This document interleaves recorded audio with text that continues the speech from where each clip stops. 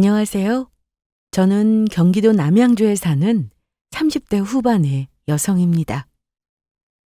사람들이 흔히 하는 말 중에 될 인연은 어떻게 해도 되고 안 될 인연은 무슨 짓을 해도 안 된다는 말이 있죠. 억지로 이어붙인 인연은 결국에는 탈이 나게 되어 있다고도 하고요.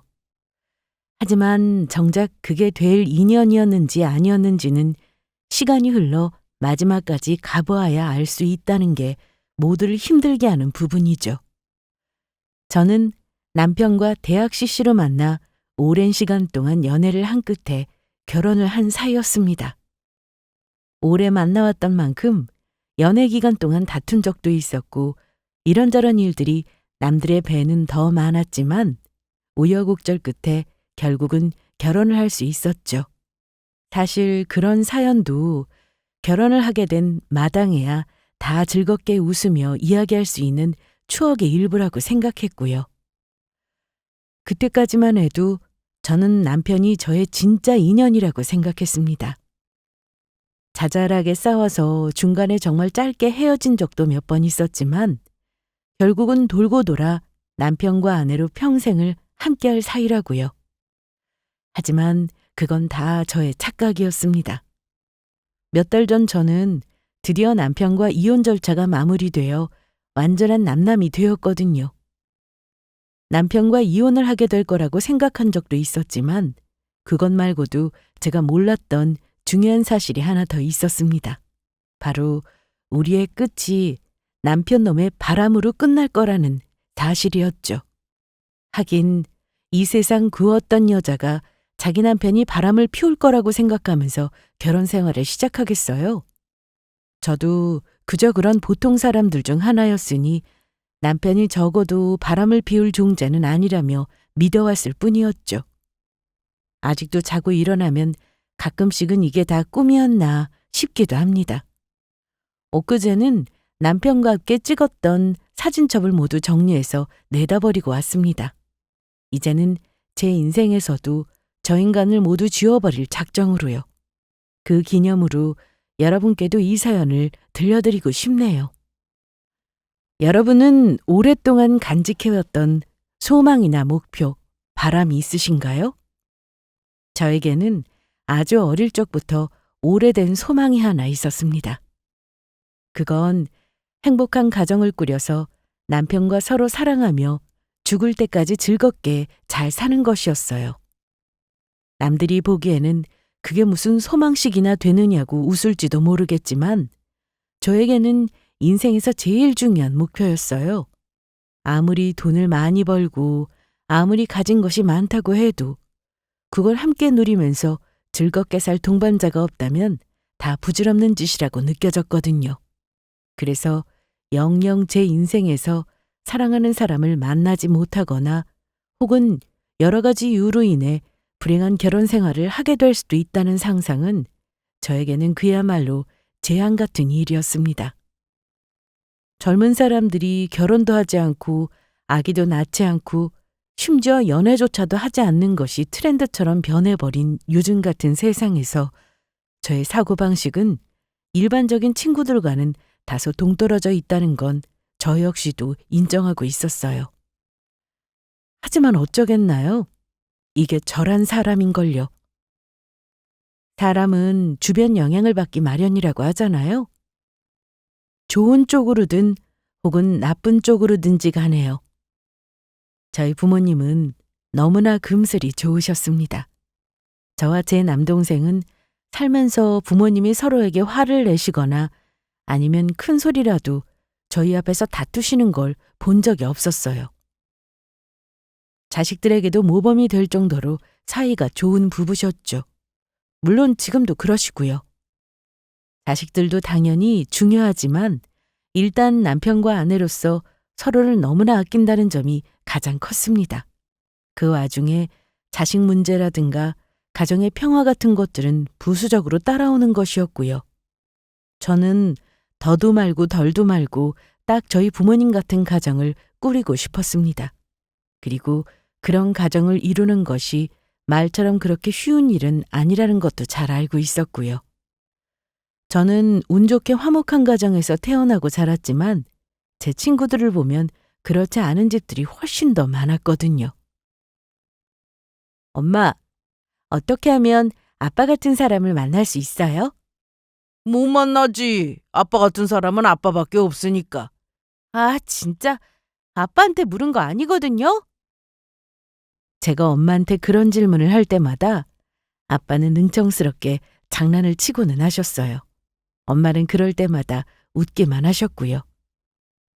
아빠 같은 사람이 어떤 사람인데? 성격 좋고 착하고 집안일도 잘하고 살면서 여자라고는 와이프밖에 모르는 사람? 가정적이고 완전 다정한 사람? 글쎄, 딱 그런 사람을 만날 수 있는 방법 같은 게 어디 있겠니? 그래도 그런 사람들은 대체적으로 어떤 경향성이 있기는 하지. 그게 뭔데요? 일단 그 남자의 아버지가 어머니한테 어떻게 하는지를 봐야 돼. 아버지가 어머니한테 다정하고 잘하는 사람이면 대부분 자식들도 부모를 보고 배우기 마련이거든. 특히나 아들은 아버지가 하는 행동을 닮는 법이야. 곰곰이 생각해보니 엄마의 말씀은 꽤나 일리가 있는 것 같았습니다. 주변의 지인들을 둘러봐도 천성적으로 여자친구나 아내에게 다정한 남자들은 대부분 애처가의 가정적인 아버지를 두고 있었거든요. 그것과는 반대로 어머니에게 못하는 아버지를 둔 남자들은 양극단에 서 있었어요. 아버지는 너무 싫어해서 절대로 닮지 않거나 아니면 아버지처럼 똑같이 행동하거나요. 저희 아버지만 봐도 친할아버지가 친할머니께 엄청 잘하셨거든요. 말하자면 대를 이어간다는 말이 딱 맞는 말 같더라고요. 그때부터 저의 남편 찾기는 엄마의 말씀을 기준으로 이루어지기 시작했습니다. 그게 꼭 절대적인 부분이라는 건 아니지만 기왕이면 그런 경향을 띠는 사람을 만나는 게 좋잖아요. 제가 지금의 남편을 만나게 된 것도 결혼을 결심하게 된 것도 모두 다 어느 정도는 그 기준에 부합하는 사람이기 때문이었습니다. 그 사람과 실제로 결혼까지 하게 된 것은 저와 잘 맞는 성격이라든지 취향이라든지 그런 것들 때문이었지만요. 남편의 말에 의하면 시부모님은 저희 부모님처럼 두 분 사이가 무척이나 좋으시다더라고요. 하지만 거기에는 한 가지 문제가 있었습니다. 일단 제가 상대방 부모님의 속사정까지 속속이 알기에는 꽤 오랜 시간이 필요하다는 것이었죠. 그리고 또 다른 문제는 이 기준이 언제나 상대적일 수 있다는 부분이었어요. 남편이 생각하기에는 이만하면 두 분 사이가 좋으시고 이만하면 아버지가 어머니께 잘하시는 게 아닌가 싶을 수도 있겠지만 이게 다른 누군가의 관점에서는 전혀 그렇지 않을 수도 있다는 점이었죠. 안타깝게도 제 남편의 경우는 후자였습니다. 나 물 좀 줘. 거기 옆에 아까 마시던 물 있잖아요. 다 식어서 미지근하잖아. 따뜻하게 보리차 좀 끓여와. 아유, 보리차 저번에 다 먹어서 없을 텐데. 사람이 왜 이렇게 센스가 없어? 나 보리차 좋아하는 거 알면서 그런 건 떨어지기 전에 당신이 알아서 딱딱 채워놔야지. 결혼한 이후에 시댁에서 맞이하던 첫 명절날, 저는 시아버지와 시어머니의 대화를 듣고 속으로 너무나 놀라버렸습니다. 저 대화에 어디에서 다정한 모습을 느낄 수 있다는 건지. 게다가 조금 더 시일을 두고 지켜보니 시아버지는 평소 퇴근을 하고 집에 오셔서는 손 하나 까딱하지 않는 분이셨어요. 그간 남편에게 들어왔던 이야기와는 너무 다른 모습이 저에게는 충격으로 다가왔죠. 그래서 집으로 돌아가는 길에 저는 남편에게 아까 목격한 장면에 관한 이야기를 꺼냈습니다. 그런데 아버님이 어머님한테 너무 사소한 것까지 일을 많이 시키시는 거 아니야? 어머님 허리도 안 좋으신데 물 정도는 본인이 끓여 두셔도 되는 거잖아. 그리고 그렇게 드시고 싶으시면 보리차를 사오시든지 아까 어머님 너무 무안하시게 말씀하시는 것도 좀 그렇고. 우리 아버지? 아니야. 괜히 말만 저러시는 거지 정작 보리 좁다고 화내거나 한 적도 없으셔. 아니, 꼭 보리차 문제만이 아니라 다른 것도 그래. 어머님을 너무 부려먹으시는 것 같아. 전에 당신이 아버님이 엄청 애처가시라고 하지 않았어? 저 정도면 뭐 옛날 분이신 거 감안하면 어머님한테 잘하시는 거 아니야? 저는 남편의 말에 할 말을 잃어버렸습니다. 농담하는 게 아니라 정말 진심으로 저에게 되묻는 그 순수한 표정이 참 황당스럽더라고요. 저게 잘하는 거면 우리 아빠가 엄마에게 하시는 걸 보면 아주 기절을 하겠다 싶었죠. 저희 집 역시도 아빠 혼자 외벌이를 하시고 엄마는 가정주부로 평생을 사셨어요. 하지만 아빠는 퇴근을 하시면 제일 먼저 하시는 일이 엄마에게서 앞치마를 뺏어가는 일이셨어요. 이제부터 집안일은 다 본인의 몫이라는 뜻이었죠. 그동안 엄마는 편안하게 TV나 보면서 쉬라고 하셨고요. 무겁거나 힘든 일도 남자의 몫이라며 엄마는 생전 거들지도 못하게 하셨어요. 하지만 그러면서도 평생을 생색 한 번 낸 적이 없으셨죠. 진짜 할 말이 없게 만든다. 우리 집에서 어떻게 하는지는 못 봤어? 봤지. 근데 그건 장인어른이 장모님을 너무 사랑하셔서 그런 거지. 보통 옛날 분들은 장인어른처럼 하시기가 쉽지 않아. 그래서 설마 당신도 아버님처럼 하겠다는 거야? 에이, 당연히 아니지. 돌쇠가 마님 받들듯이 무조건 받들어 모셔야지 내가. 그나마 다행이라고 한다면 남편이 아버님의 기준과 본인의 기준을 다르게 설정해 두었다는 점이었습니다. 연애 때부터 그랬었지만 남편은 저에게 사랑한다는 표현도 엄청 잘하는 편이었고 성격상 애교도 많은 사람이었어요. 집안일에 있어서도 적어도 제가 시키는 건 열심히 하려고 했고요. 물론 완벽하게 마음에 들 정도로 하는 건 아니었지만 저는 애초에 그 부분은 큰 기대가 없었기 때문에 시키는 거라도 잘하면 다행이다 싶었거든요. 중요한 건 하려고 하는 그 마음과 노력이라고 생각했고요. 그렇게 서로 조금씩 이해하고 다른 부분도 맞추고 그러고도 안 되는 것은 적당히 포기해가면서 저희는 몇 년을 함께 살았습니다. 물론 싸우면서 사소한 싸움을 할 때도 있었고 말도 안 되게 크게 싸운 적도 있었어요. 하지만 어떻게 무슨 일로 싸우든지 간에 화해만큼은 언제나 서로의 감정이 상하지 않을 정도의 빠른 시일 내에 하고는 했습니다. 그래서 저는 저희 부부의 사이가 아무런 문제도 없는 그저 남들처럼 평범한 결혼 생활을 영위하고 있다고 믿고 있었던 것 같습니다. 남편도 저와 같은 생각을 하고 있을 거라고요. 다만 굳이 저희 부부에게 닥쳐온 문제를 한 가지 꼽자면 그건 이세에 관한 것이었습니다. 결혼한 지 몇 년이 지나도록 저희 부부 사이에는 아이가 생기지 않았거든요. 결혼 생활과 결혼 초기에는 사실 저도 딱히 이세 생각이 없었습니다. 낳을 생각이 없었다기보다는 급한 마음이 없었던 거죠. 아이는 살다 보면 자연스럽게 생길 테고 지금은 저희 둘만의 시간을 가져보는 것도 나쁘지 않다는 생각을 했었습니다. 하지만 결혼한 지 3년이 지나고 4년이 지나도록 임신의 조짐조차 보이지가 않더라고요. 그제서야 저는 조금씩 마음이 초조해지기 시작했습니다. 주변에 저희보다 결혼을 더 늦게 한 친구들도 하나둘씩 아이를 먼저 낳는 걸 보니 내심 불안한 마음이 들더라고요. 어쨌거나 저는 딩크로 살아갈 생각은 없었고 결혼하면 아이를 낳는 건 그냥 자연스러운 일이라고 생각을 해왔으니까요. 여보, 우리 난임병원에 한번 가보는 게 어때? 난임병원? 찾아보니까 자연 상태에서 2년 이상 임신이 안 되면 난임이라고 본대. 이제 우리도 마냥 기다리기만 하기에는 나이도 있고 그렇잖아. 그런데 그건 우리가 본격적으로 아기를 낳을 마음을 먹지 않아서 그랬던 거 아닐까? 당신도 그동안 회사 일 바빠서 너무 바쁘고 피곤했고 그냥 마음 편하게 가지면 아기는 금방 생길 거야. 병원에 가보자는 저의 제안에 남편의 반응은 소극적이었습니다. 언제부터 저렇게 낙관론자가 되어버린 건지 그저 초조해하지 말고 느긋하게 마음을 먹어보자는 그런 뜬구름 잡는 소리만 하고 있더라고요. 그 뒤로도 몇 번 병원에 가보자고 재촉하기는 했지만 별다른 반응을 해본 적이 없었거든요. 그때 알게 된 사실은 놀랍게도 임신 준비에 대해서 저희 남편과 같은 반응을 보이는 남자들이 꽤나 많이 있었다는 것이었습니다.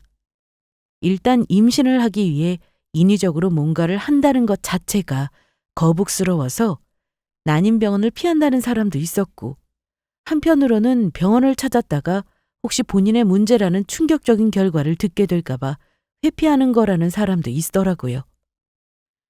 임신도 와이프가 하고 출산도 와이프가 하는 건데 그 임신을 위한 준비 단계에서부터 저렇게나 비협조적이라니.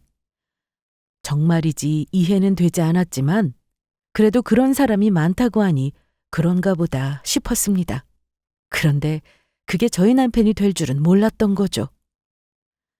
차일 비일 이런저런 핑계를 대며 미루다 보니 또 한 해가 지나가려고 하고 있었습니다. 이제 저는 아파트 단지 안에서 엄마의 손을 잡고 지나가는 어린 아이들만 봐도 마음이 좋지 않았어요. 예전에는 마냥 예쁘기만 했는데 내가 아이를 낳지 못한다고 생각하니 나도 모르게 우울해지고 아이들 볼 때마다 양가 감정이 들더라고요.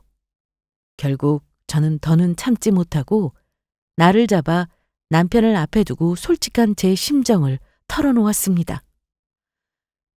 여보, 나는 그래도 결혼을 했으면 부부 사이에는 아이를 낳는 게 맞다고 생각해.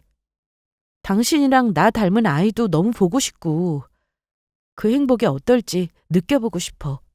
당신은 안 그래? 나도 당연히 그러고 싶지. 당신 닮은 딸이라도 낳으면 애가 얼마나 이쁘겠어?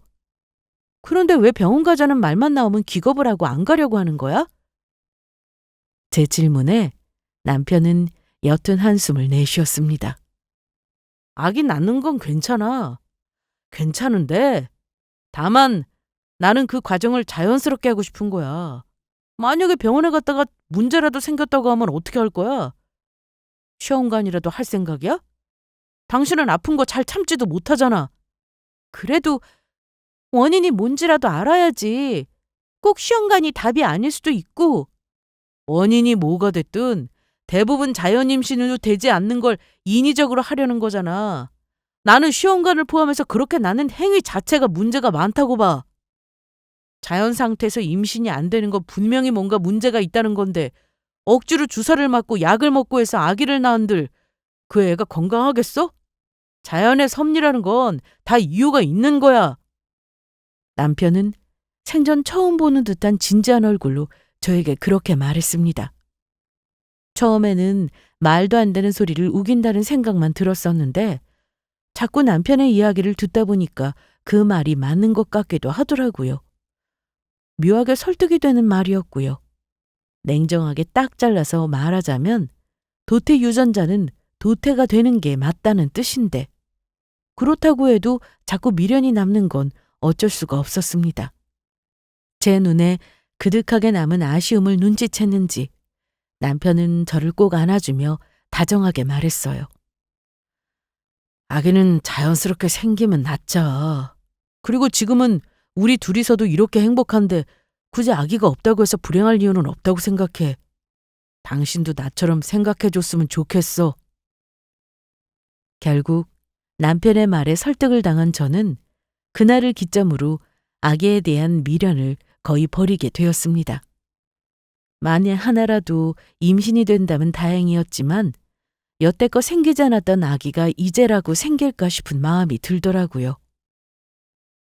게다가 아기는 부부 두 사람이 모두 간절하게 원해서 낳아야 하고 설령 그렇게 낳더라도 아기를 키우는 과정에서 서로 부딪히게 될 일이 수없이 생기는 게 당연했죠. 그런데 저는 남편의 선택지 중에서 우리의 이세가 없는 미래도 괜찮다는 그 말이 사실은 은은한 충격으로 다가왔던 것 같습니다.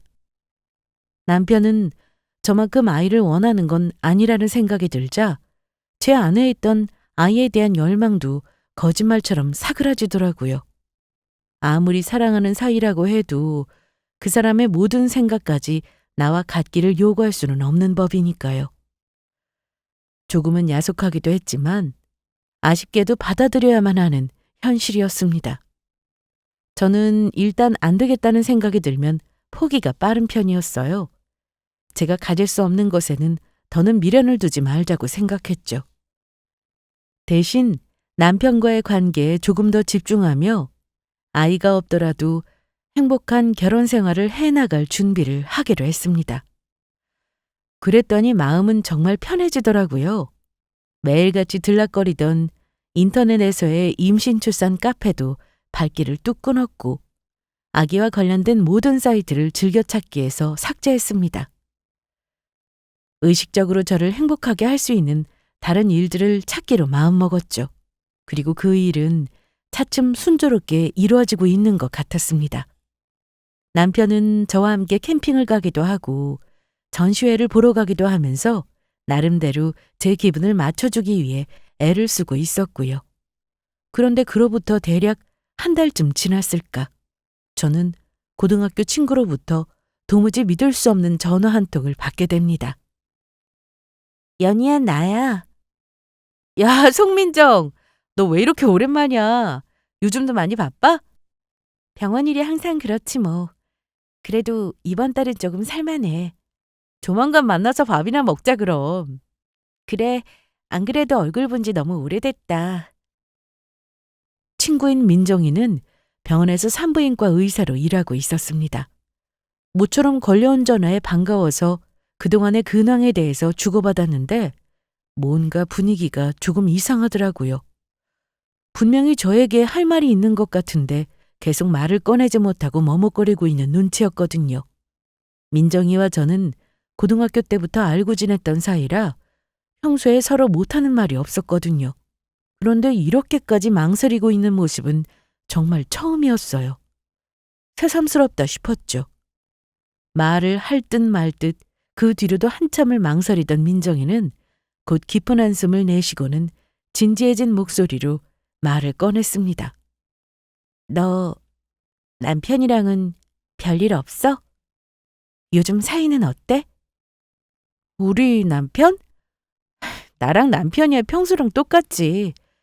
갑자기 그건 왜? 내가 이 말을 할까 말까 고민을 진짜 많이 했는데 그래도 말하는 게 맞다 싶어서. 무슨 말이길래 이렇게 진지해? 저는 애써 침착하게 되물었지만 사실 친구의 입에서 남편의 이야기가 나오는 순간 본능적으로 느끼고 있었습니다. 그 다음 들려올 이야기가 결코 달갑지가 않은 내용일 거라는 사실을요. 나 얼마 전에 우리 병원에서 연희 네 남편을 봤거든. 사실 처음에는 자세히 본 게 아니라서 긴가민가 했었어. 우리 남편이 산부인과에 갔다는 말이야? 진료실 바깥에 있는 대기석에 앉아 있더라고. 그래서 나는 처음엔 너랑 같이 온 줄 알았지. 민정이의 그 말은 제가 아닌 다른 누군가와 함께 왔다는 이야기였습니다. 남편이 산부인과에, 그것도 종합병원 식이나 되는 곳에 혼자 갈 일은 없었으니까요. 그 뒤로도 2번은 더 왔었어. 그때는 확실하게 봤고 올 때마다 진료실까지 따라 들어온 건 아니라서 잘 몰랐는데 알고 보니까 우리 병원에 오는 환자 보호자로 따라오는 거였더라고. 그 환자가 누군데? 우리 또래 여자야. 처음에는 혼자 왔었는데 어느 순간부터 보호자를 대동해서 같이 오는 것 같더라고. 그때 진료보는 동안 문 밖에서 기다리는 걸 봤는데 슬쩍 떠봤거든. 혹시 남편이냐고. 그랬더니 맞다고 하더라고. 그러니까 임신한 여자랑 왔다고? 박태준이 본인 남편이라고 하면서? 응. 벌써 35주 차라서 곧 출산도 임박했어. 그때까지만 해도 저는 하늘이 빙글빙글 돈다는 말이 그냥 하는 말인 줄 알았거든요.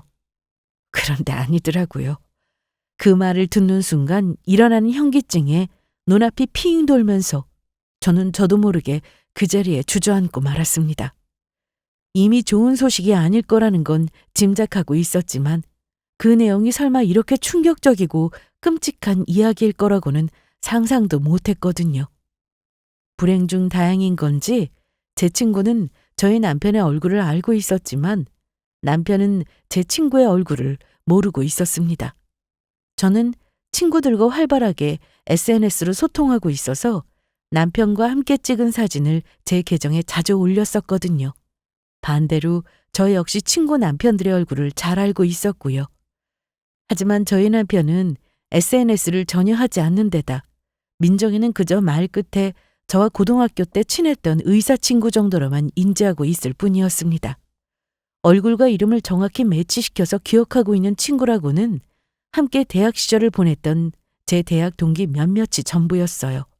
그나마 저희가 비록 과는 다른 과였지만 같은 대학을 다녔었던 덕분이었죠. 그래서 이 사달이 벌어지게 된 겁니다. 알았다면 남편이 애초에 그 병원을 가지도 않았을 거고요. 심지어 그게 임신 9개월 차라니. 그건 남편의 외도가 최근의 일도 아니라는 뜻이었습니다.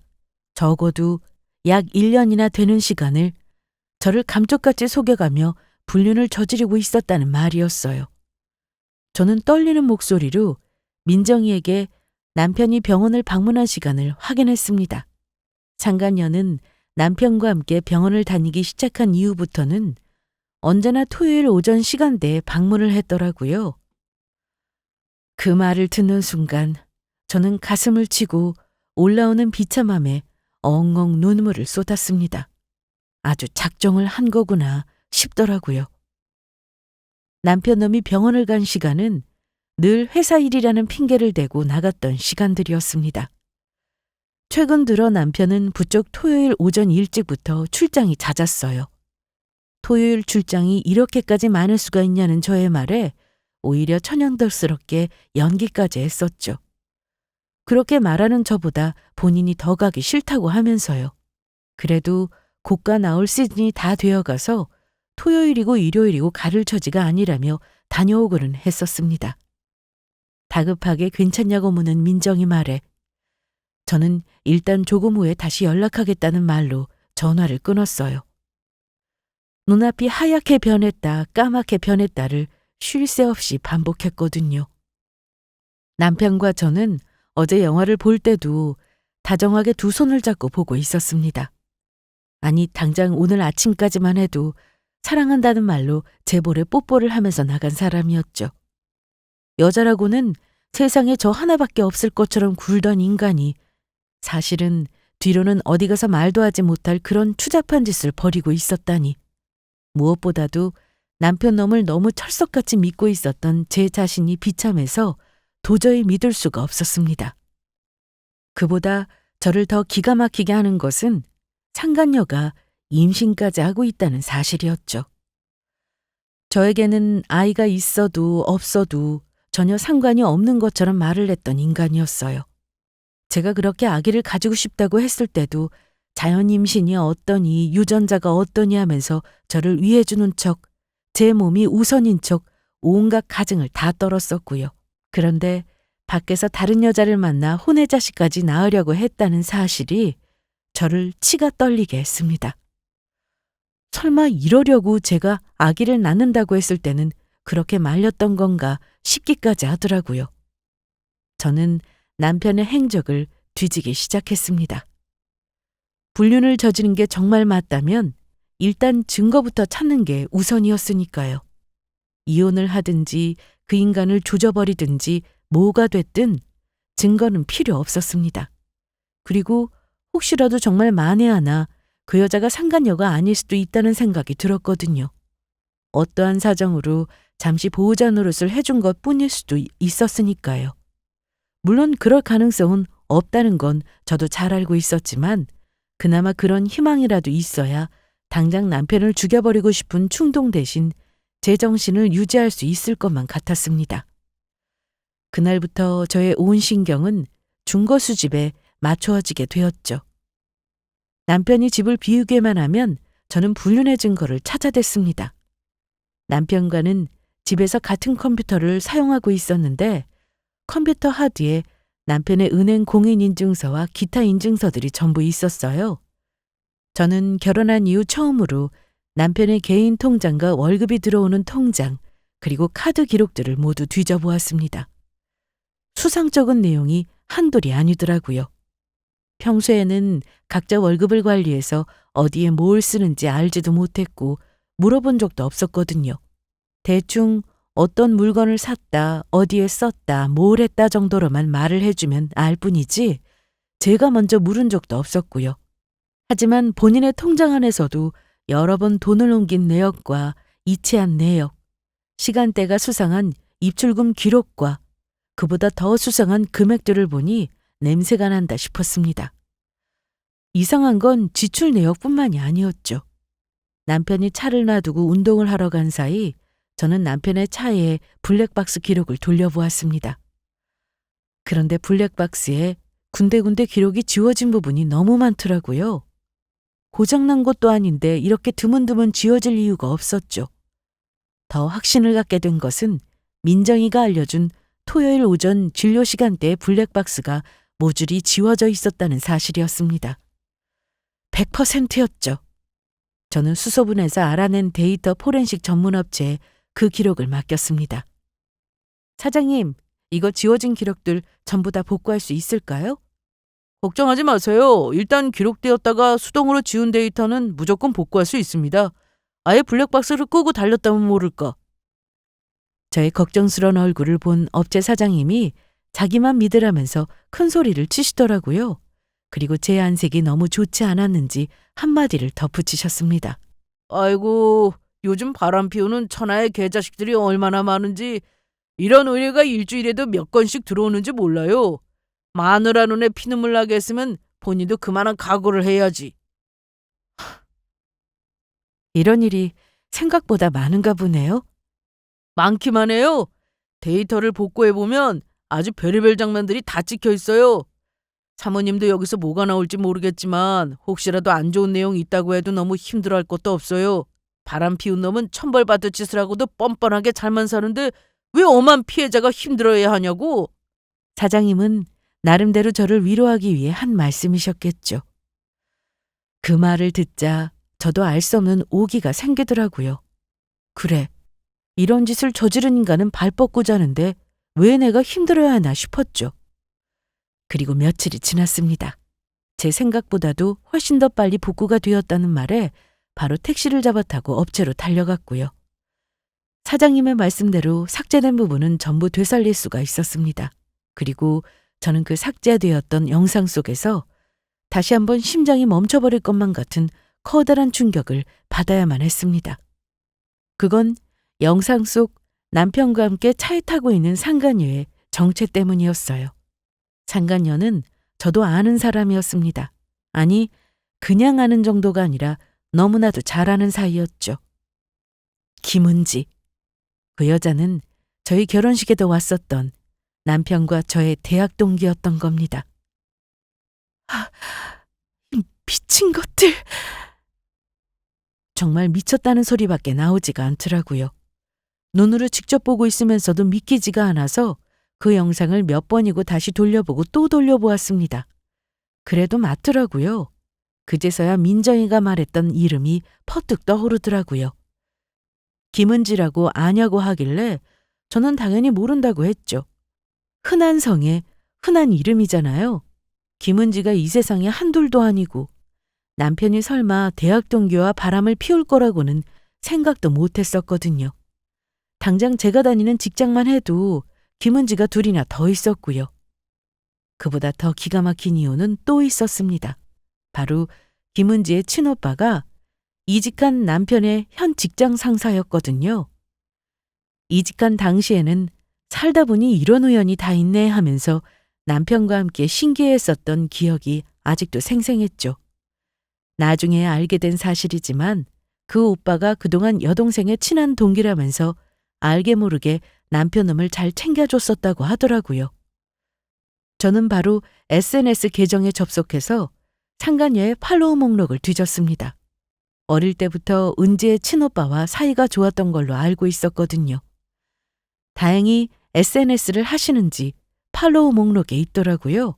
저는 바로 다이렉트 메시지를 보내서 그분에게 연락을 했습니다.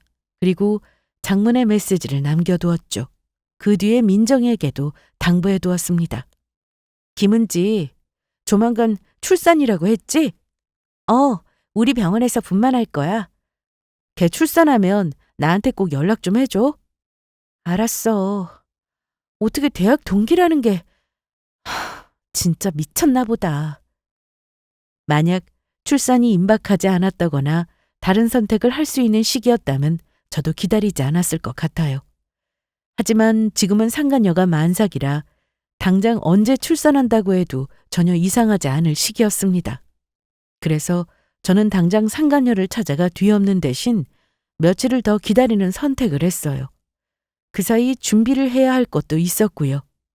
견디기 힘들었던 건 그 짧은 시간 동안 아무렇지도 않게 남편 놈을 마주해야 한다는 사실이었습니다. 하지만 까짓거 못할 것도 없었죠. 저는 겉으로는 태연하게 남편 놈과 여느 때처럼 사이좋은 부부 연기를 지속했습니다. 저놈도 할 수 있는 걸 저라고 못할 이유가 없었으니까요. 출산일이 다가올수록 남편 놈의 얼굴에도 조금씩 초조한 기색이 엿보이기 시작했습니다. 아무래도 언제 아기가 나올지 모른다고 생각하니 긴장이 되는 모양이더라고요. 핸드폰을 들고 서성이기도 하고 뭔가를 기다리는 것처럼 잠을 설치는 날도 많았고요. 그 모든 꼴을 보고 있자니 이제는 기가 막혀서 그저 웃길 뿐이었습니다. 여보, 나 한 일주일 정도 출장이야. 지금 바로 출발해야 할 것 같아. 지금? 이렇게 갑자기 출장이라고? 공장 쪽에 문제가 생겼는데 갈 사람이 지금 당장 나밖에 없다고 하더라고. 아무튼 일단 가서 연락할게. 미안해? 어느 날 야근을 한답시고 회사에 있던 남편놈이 갑자기 집으로 뛰어들어오더라고요. 어찌나 뛰어온 건지 숨까지 몰아쉬면서요. 그러면서 하는 소리가 출장을 가야 한다고 하는 것이었습니다. 아마도 상간녀가 출산이 임박했다는 소식을 받은 거겠죠. 저는 천연덕스럽게 알겠다고 대답했고 남편놈은 불이 나게 그쪽으로 달려갔습니다. 그리고 드디어 상간녀가 출산했다는 소식이 저에게도 들려왔어요. 제왕절개로 딸을 낳았다고 하더라고요. 정확하게 나흘이 지난 후 저는 병원을 방문했습니다. 민정이가 알려준 병실 호수를 찾아가니 병실 문 밖에 이름이 있더라고요. 1인실 병실 문을 열고 들어간 순간 그때 제가 보았던 남편과 상간녀의 표정은 아마 평생 잊을 수가 없을 것 같았습니다. 둘은 다정하게도 어깨를 붙이고 앉아 핸드폰 영상을 보고 있더라고요. 여보. 안녕? 출장 간다더니 여기서 얼굴을 다 보게 되네? 어떻게 당신이 여기를... 나 아기 낳은 소식 들었나 보다. 태준이도 방금 전에 듣고 면회 온 거야. 제 얼굴을 본 남편은 귀신이라도 본 것 마냥 새파랗게 질렸습니다. 말까지 더듬으면서 자리에서 벌떡 일어나느라 앉아있던 의자가 뒤로 넘어갈 정도였죠. 그리고 김은지는 당황한 얼굴을 숨기며 뒤에서 저에게 말을 걸었습니다. 그 짧은 몇 초 사이에도 생각을 정리한 모양이더라고요. 정말 감탄밖에 안 나왔죠. 아, 그래? 당신도 면회 온 거야? 어떻게 나보다 더 빨리 들었지? 맞아. 나는 저기 친구들한테 들었는데 당신은 누구한테 들었어? 남편은 제 살벌한 얼굴과 김은지의 얼굴을 번갈아 보더니 다급하게 고개를 끄덕이며 말했습니다. 본인도 면회를 왔다고요? 웃기지도 않았죠. 나도 친구한테 들었어. 아, 그리고 같이 온 사람도 있는데. 제 말이 끝나기도 전에 다시금 병실 문이 벌컥 열렸습니다. 그리고 안으로 뛰어들어온 사람을 보자마자 김은지와 남편놈은 동시에 비명을 내질렀죠. 오빠! 야, 김은지! 너 제정신이야? 여기를 오빠가 어떻게... 한국은 언제 들어온 거야? 김은지의 얼굴은 사색이 되다 못해 거의 흑빛이었습니다. 그럴만도 했죠. 저와 함께 온 사람은 김은지의 친오빠였으니까요. 그동안 김은지의 오빠는 외국의 해외 주재원으로 장기 파견 중이었습니다. 제가 SNS 계정으로 연락을 했을 때까지만 하더라도 한국에 없었죠. 하지만 제 연락을 받고 기절할 듯이 놀라서 바로 비행기 티켓을 끊어 한국으로 입국을 한 것이었습니다. 가족들에게조차 말도 없이 들어온 것이니 귀국했다는 사실은 같은 회사에 있는 남편도 당연히 모르고 있었고요. 너 애 낳았다면서? 그게 다 사실이야? 박태준, 저 자식이 애 낳았다는 게 맞는 거냐고? 오빠. 형님, 일단 진정 좀 하시고. 진정? 지금 진정하게 생겼어?